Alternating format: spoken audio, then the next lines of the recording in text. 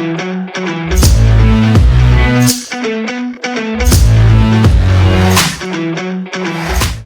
is Prem Nath from Private Department. This is the Mch 630Xl. X and Y and Z is X is 1050 and Y is stroke is 1000 and Z is 1050 and mainly is the 30 and 37 kilowatt capacity of motor.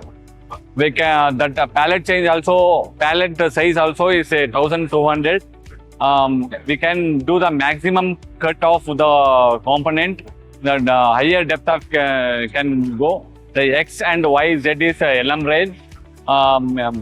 And auto parts component also we can machines like bigger component of axles components we can do. This is the rotary APC.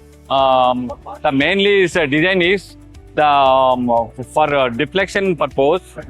To avoid the deflection purpose, there is a column made stepped column. We can reduce the deflections of the component while doing the components.